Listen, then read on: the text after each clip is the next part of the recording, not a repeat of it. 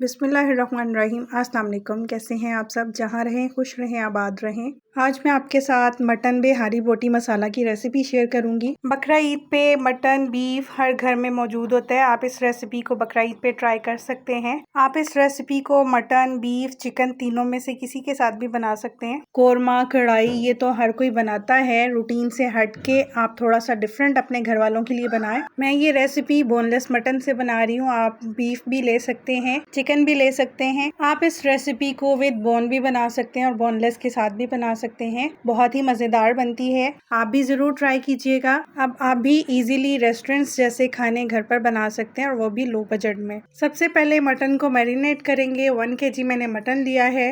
1 cup भर के मैंने इसमें दही ऐड की है। 2 टेबलस्पून लेमन का जूस ऐड करेंगे।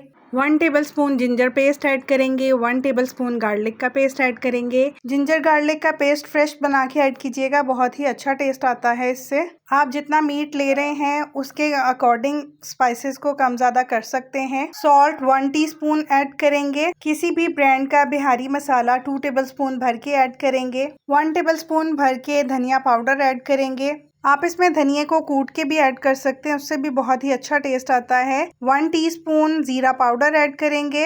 1 टीस्पून मैंने इसमें मीट टेंडराइजर पाउडर ऐड किया था, किसी भी ब्रांड का ले लीजिएगा, मार्केट में इजीली अवेलेबल है। 1 टीस्पून मैं यहाँ पर तंदूरी मसाला ऐड कर रही हूँ और सारे मटन को अच्छे से मैरिनेट कर देंगे। मैं इसको मैरिनेट करके ओवरनाइट के लिए छोड़ रही हूँ। आप कम से कम 2 घंटे जरूर छोड़िएगा। अगर आपके पास घर पर मीट टेंडराइजर नहीं है तो आप इसमें थोड़ा सा मीठा सोडा या बेकिंग पाउडर भी ऐड कर सकते हैं। मैं इसको मिट्टी की हांडी में बना रही हूँ, आप कुकर में भी बना सकते हैं या रेगुलर हांडी जिसमें आप बनाते हैं उसमें भी बना सकते हैं। 1 कप से थोड़ा सा कम ऑयल लिया है, उसमें साबित गरम मसाला ऐड किया है जिसमें छोटी इलायची, बड़ी इलायची, दालचीनी, लौंग, काली मिर्ची ऐड की है। 1 तेज पत्ता तोड़ के ऐड किया है। इसको 1 से 2 मिनट के लिए ऑयल में फ्राई कर लेंगे और जो हमने मटन मैरिनेट किया था वो इसमें ऐड कर देंगे।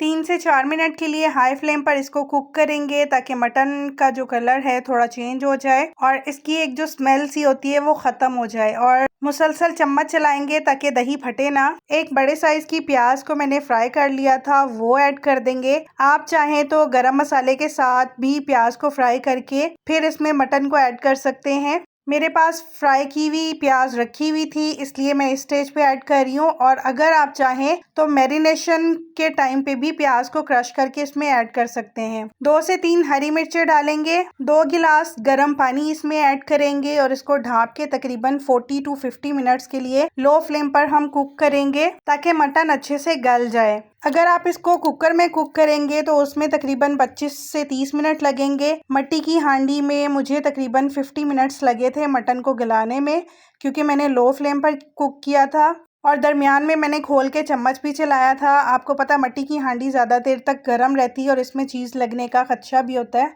इसलिए मैंने 30 मिनट्स के बाद इसके लिड उठा के तो चम्मच चला दिया था ताकि मटन जले ना और पानी का भी अंदाज़ा हो जाए कि इसमें पानी कितना रह गया है। अब ये देखिए माशाल्लाह से मटन गल चुका है। 50 मिनट्स हो चुके हैं, बहुत अच्छे से गल चुका है। मटन या बीफ को जल्दी गलाने के लिए एक छोटी सी टिप आपके साथ शेयर करूंगी। जब भी आप इसमें पानी ऐड करें तो उसको गर्म करके ऐड कीजिएगा, उससे मटन या बीफ का कुकिंग का प्रोसेस तेज़ हो जाता है। अगर हम ठंडा पानी ऐड करेंगे तो उससे इसका कुकिंग का प्रोसेस बहुत ही स्लो हो जाता है। लास्ट पे मैं कोयले का धुआं दूंगी, इससे बहुत ही स्मोकी फ्लेवर आया था, बहुत अच्छा टेस्ट हो गया था। आप भी अगर कोयले का धुआं देंगे तो बहुत ही डिफरेंट टेस्ट आएगा और अगर आप इसको स्किप भी करना चाहें तो स्किप भी कर सकते हैं। हांडी में से ही थोड़ा सा ऑयल मैंने कोयलों के ऊपर ड्रिजल कर दिया था और इसको ढाँप के तकरीबन 10 मिनट के लिए छोड़ दिया था ताकि स्मोक का अच्छे से फ्लेवर हांडी में रच बस जाए। ये रेसिपी बहुत ही डिलीशियस बनी थी। आप भी इस रेसिपी को बकरा ईद पर ज़रूर ट्राई कीजिएगा।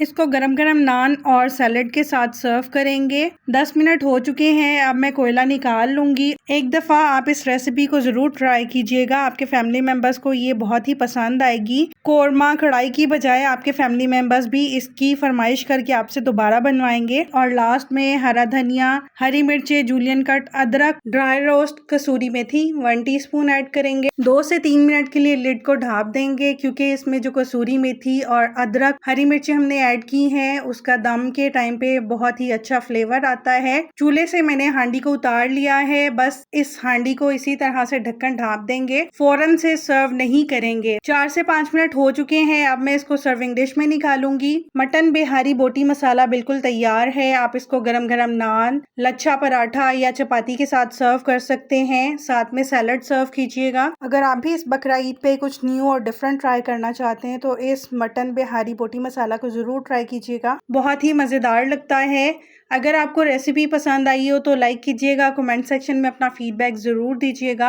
आपका फीडबैक मुझे बहुत ही मोटिवेट करता है। हरा धनिया, हरी मिर्चें, जूलियन कट अदरक, लेमन के स्लाइसेस और अनियन स्लाइसेस के साथ गार्निश करेंगे। और अगर आपने मेरे चैनल को अभी तक सब्सक्राइब नहीं किया है तो आपसे रिक्वेस्ट है, प्लीज़ मेरे चैनल को सब्सक्राइब कीजिएगा। नोटिफिकेशन के लिए बेल आइकन ज़रूर प्रेस कर लीजिएगा ताकि हर रेसिपी का नोटिफिकेशन आपको मिल सके और मैं इसी तरह से डिफरेंट रेसिपीज़ को बहुत ही ईजी और सिंपल वे में आपके साथ शेयर कर सकूँ ताकि आप भी उन रेसिपीज को घर पर इजीली बना सकें, लो बजट में, बिल्कुल रेस्टोरेंट स्टाइल।